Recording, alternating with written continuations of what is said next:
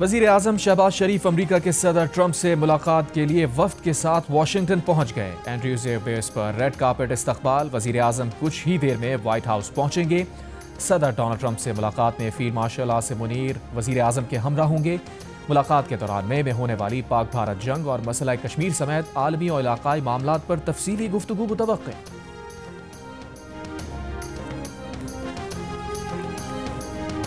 Issue हो गया है ना, आपने देख लिया। ये जो जॉइंट स्टेटमेंट आया है उस हवाले से अब उसको किस तरह इम्प्लीमेंट करना है, एक्शन प्लान जी, उसके ऊपर आज उम्मीद है गुफ्तगू होगी।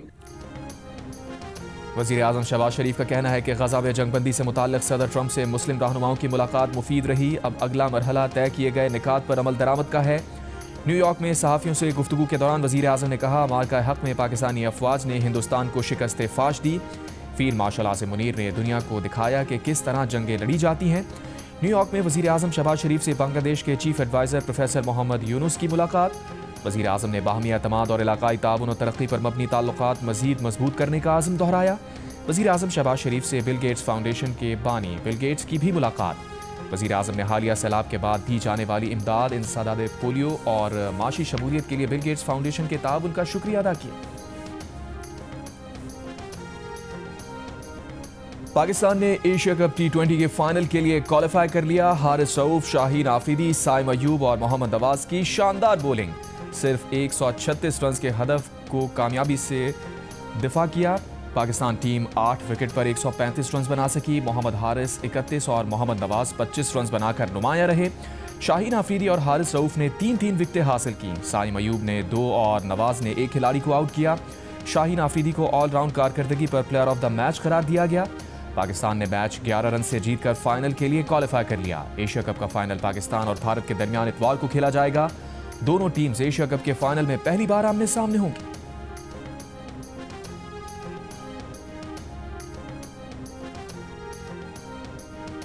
का ख़ास तौर पे बलूचिस्तान में, मगर सिर्फ बलूचिस्तान में नहीं, पख्तूनख्वा में और दूसरी जगहों में भी जिस अंदाज से इसका फॉल ऑफ काबुल के बाद इजाफा हुआ है वो क्वांटिटिवली आपके सामने है।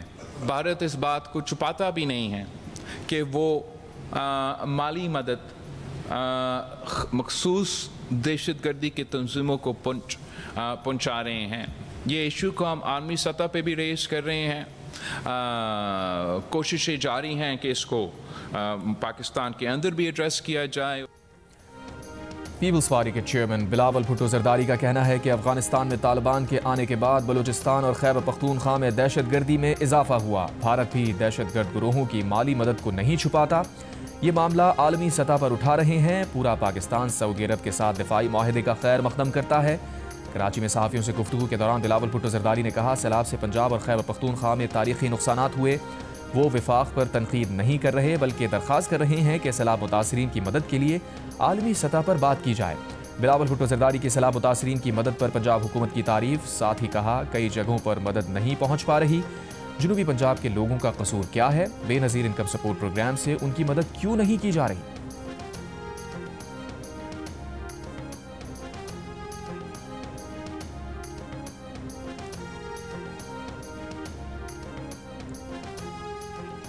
कि जनूबी पंजाब के अवाम का कसूर क्या है कि जब उनके यहाँ तारीखी तबाहकुन सैलाब आए, उनके लोग दर-बदर हो चुके हैं, बेघर हैं, सड़कों पे रह रहे हैं। हम कैसे कह सकते हैं? क्या हम अपने अना की वजह से या पता नहीं क्यों ये फैसला किया गया है वफाकी हुकूमत की तरफ से, उनको अपना पॉलिसी पे नज़रसानी करना चाहिए और बेनज़ीर इनकम सपोर्ट प्रोग्राम के थ्रू सपोर्ट दिया जाए। बिलावल मेरा छोटा भाई है, मगर मैं ये कहना चाहती हूँ कि अपने जो पीपल्स पार्टी के स्पोक्स पर्सन हैं उनको समझाएं। हम ये नहीं बात करते कि सिंध ने क्या किया है, दफ्तर से नहीं निकले, सिंध का क्या हाल है, मैं उस पर अभी बात नहीं करना चाहती। और पंजाब में सैलाब आया है तो बात क्या हो रही है?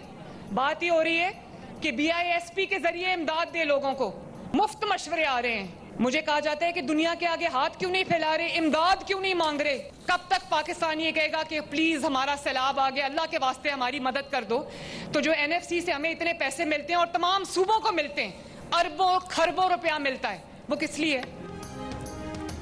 अपने मशवरे अपने पास रखें, मरियम का पीपल्स पार्टी को जवाब। कहा, साउथ पंजाब की बार बार लकीर खींची जाती है, ये लकीर मेरे दिमाग में नहीं। जिनका ताल्लुक जनूबी पंजाब से था, उनके दौर में भी जनूबी पंजाब को कुछ नहीं मिला।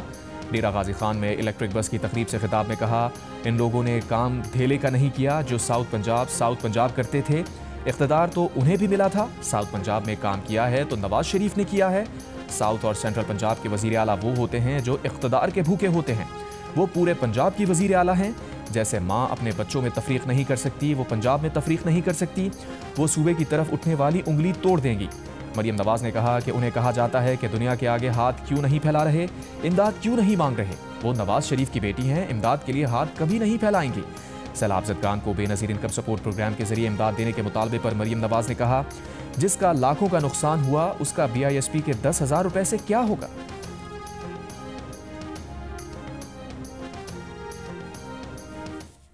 हर चीज का इतना सिंपलिस्टिक सोल्यूशन नहीं होता कि कार्ड के जरिए पैसे ट्रांसफर कर दो। बड़ा सिंपलिस्टिक सोल्यूशन ढूंढा है कि BISP के जरिए 5-5, 10-10 हज़ार रुपया लोगों को दे दो। 5-5 जिसका लाखों का नुकसान हो गया, इनकी फसलों का नुकसान हो गया, वो बेचारे 10-15 हज़ार रुपए से क्या करेंगे? उसका BISP के 10,000 रुपए से कुछ नहीं बनेगा। वज़ीर मुमलिकत बराए ख़जाना बिलाल अज़हर कियानी ने chairman Peoples Party Bilawal Bhutto Zardari और वज़ीर आला पंजाब मरियम नवाज के बयानात पर बात करते हुए कहा है कि इस तरह का मुकालमा आइडियल नहीं है। उनके ख्याल में ना पहली प्रेस कॉन्फ्रेंस शायद इस तरह होनी चाहिए थी, ना उसके जवाब की ज़रूरत होनी चाहिए थी। ये होता तो बेहतर होता। हमारा इत्तेहाद बहुत मजबूत है। पीपल्स पार्टी के आगा रफ़ीउल्लाह ने कहा, वो बिलाल अज़हर कियानी के तर्ज़ अमल को सराहते हैं। नून लीग ने पीपल्स पार्टी से किए गए मुआहदे पर अमल नहीं किया।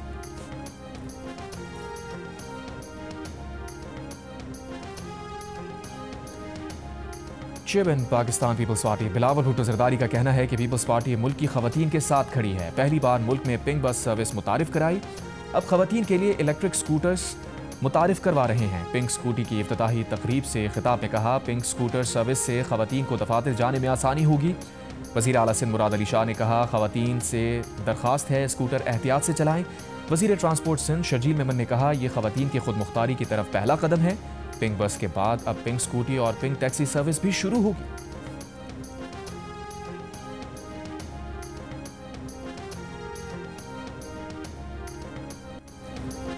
खेल में सियासत लाने पर भारतीय कप्तान सूर्या कुमार यादव को ICC match referee Richie Richardson की सरजनिश।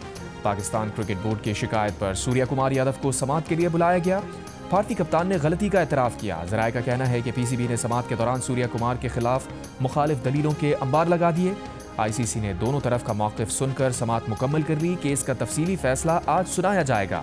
सूर्या कुमार के खिलाफ मजीद कार्रवाई का इम्कान। PCB ने ICC को लिखे खत में शिकायत की थी कि सूर्या कुमार 14 सितंबर को मैच के इख्तिताम पर खेल में सियासत लाए, जानबूझकर पहलगाम वाक़े और ऑपरेशन सिंदूर का जिक्र किया। सूर्या कुमार का बयान बराह रास्त पाकिस्तान के खिलाफ था, खेल की शोहरत को नुकसान पहुंचाया। ICC फ्री गजा और फ्रीडम इज ह्यूमन राइट के नारों को कोड ऑफ कंडक्ट की खिलाफ वर्जी करार दे चुकी है। सूर्या कुमार यादव के खिलाफ कार्रवाई ना की गई तो क्रिकेट का मैदान सियासी अखाड़ा बन जाएगा।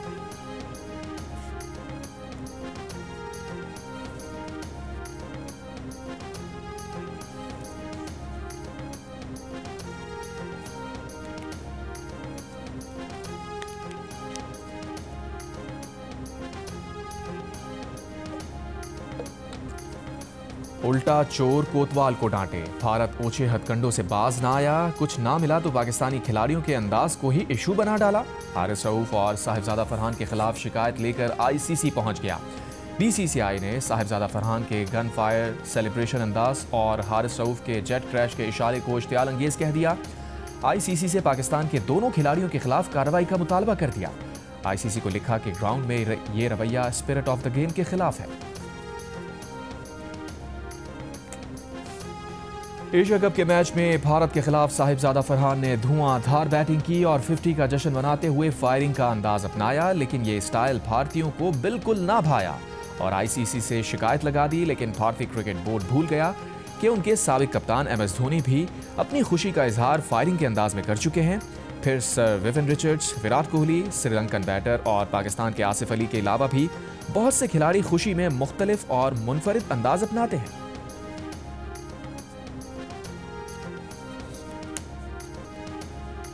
रियासती हैसियत के मुतालबे पर मकबूजा लद्दाख में पुरतशद्दुद मुजाहिरों के बाद काबिज भारतीय सरकार ने कर्फ्यू लगा दिया। रियासती हैसियत की बहाली के मुतालबे पर जेनजी सड़कों पर निकली थी।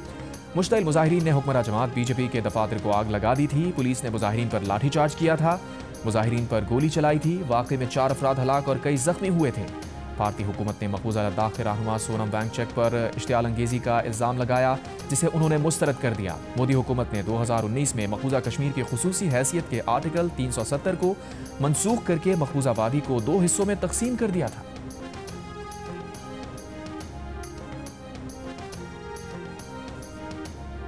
हमारी तो इस बारे में ये सबमिशन है कि बेनज़ीर इनकम सपोर्ट स्कीम को बेनज़ीर रोज़गार स्कीम में तब्दील कर दिया जाए, बेनज़ीर हुनरमंद स्कीम में तब्दील कर दिया जाए। हुकूमत का सैलाब मुतासरीन की मदद के लिए बेनज़ीर इनकम सपोर्ट स्कीम को बेनज़ीर रोज़गार स्कीम में बदलने पर गौर। वज़ीर आज़म के मुशीर राना सना ने जियो न्यूज़ के प्रोग्राम जियो पाकिस्तान में गुफ्तगू करते हुए कहा, बेनज़ीर इनकम सपोर्ट प्रोग्राम विफाक का है, सैलाब मुतासरीन की मदद सूबाई सतह पर की जाएगी। ये संजीदा मसला है, पीपल्स पार्टी इस पर अपना नुक्ता नज़र रख सकती है। गर्दिशी कर्जा मुसलसल बढ़ता जा रहा था। गर्दिशी कर्जा तमाम मसाइल को निगल रहा था। इस मसले से निपटना बहुत बड़ी कामयाबी है। वज़ीर आज़म शहबाज शरीफ का पाकिस्तान में शोबा तवानाई के गर्दिशी कर्जे के खात्मे के मंसूबे की तकरीब से वर्चुअल खिताब। कहा, बिजली के शोबे में लाइन लॉसेस भी एक बड़ा चैलेंज है। अगले मरहले में लाइन लॉसेस के मसले पर तवज्जो दी जाए। वज़ीर आज़म का कहना था कि न्यूयॉर्क में MD IMF से मुलाकात में MD IMF ने पाकिस्तान की माशी बेहतरी की तारीफ़ की। वज़ीर तवानाई अवैस लगारी ने कहा कि अब तकरीबन 800 अरब रुपए का गर्दिशी कर्जा कम कर चुके हैं। आइंदा 6 साल में गर्दिशी कर्जा 0 पर लाने का हदफ है।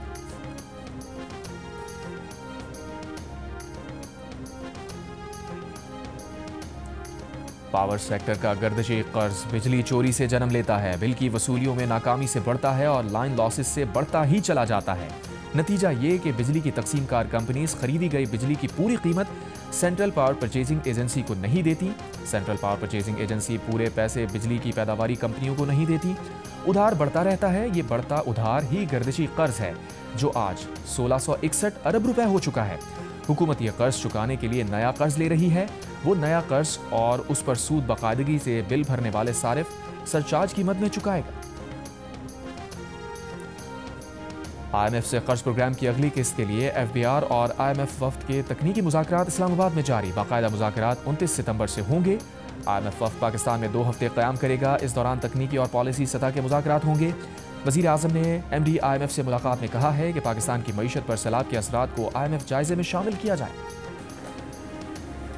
चीन के 76वें कौमी दिन की मुनासबत से चीन के कौंसल खाने में तकरीब का एहतमाम। मेहमान खुसूसी गवर्नर सिंध कामरान खान पिसोरी का कहना है कि पाक चीन दोस्ती वक्त की हर आजमाइश पर पूरी उतरी है। चीन पाकिस्तान का काबिल एतमाद दोस्त और देरीना शराकतदार है। वज़ीर आला सिंध मुराद अली शाह का कहना है कि दुनिया में अमन, ताउन और मुश्तरका तरक्की के लिए भी चीन की अहम खिदमात हैं। सिंध में CPEC के तहत बेपनाह फ़वायद हासिल हुए हैं। तकरीब में सफारती अमले, ताजिर बरादरी और आला हुक्काम की शिरकत। गजा पर इसराइली हमलों की शिद्दत बरकरार, मजीद 43 फ़लस्तीनी शहीद। नुसरात कैंप में स्टेडियम में पनाह लेने वाले बेघर फ़लस्तीनियों पर भी फ़ज़ाई हमला, 12 फ़लस्तीनी शहीद।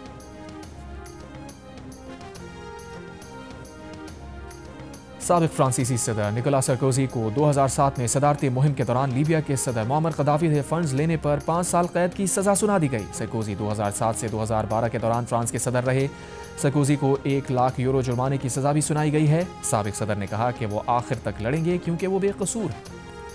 अमरीकी रियासत कैलिफोर्निया में 25 मुलज़िमान ने दिन दहाड़े ज्वेलरी स्टोर से तकरीबन $1 मिलियन का सामान लूट लिया। पुलिस के मुताबिक 3 मुलज़िमान के पास बंदूकें थीं, जबकि दीगर के पास तोड़फोड़ के आलात थे। वारदात 22 सितंबर को की गई। और गुलकारा नाहिद अख्तर के मद्दाह आज उनकी 69वीं सालगिरह मना रहे हैं। सुरीली गुलकारा के मद्दाह उनकी वापसी के ख्वाहिशमंद।